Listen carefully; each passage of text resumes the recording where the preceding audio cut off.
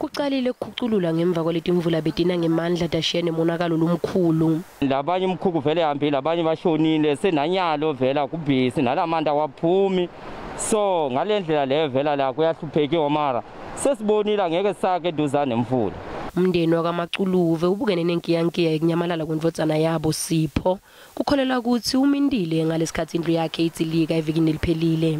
Sivo ukuhlungu vela ngoba siyabava vele bathi bambonile bagcina bangakamtholi, bambone egcina kamtholi. Labanye babathola mara yena abamtholi.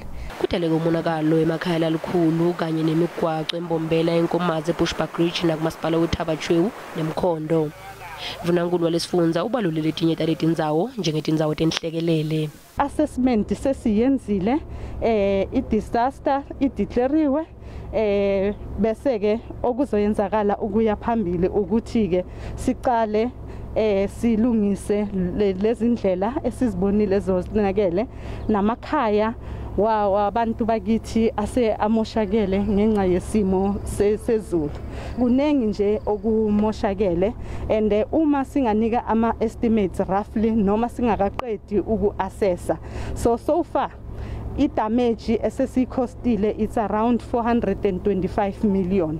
Litsilekile libloho lelihlanganisa eKanyamazane neThekwani South lekuphocelela abashayeli ukuthi basebenzise umgwaqo i-N4 kanti lokhu kukhuphule umthamo wetimoto kwaholela ekseni kube nekubambeleleka lomhla ekseni.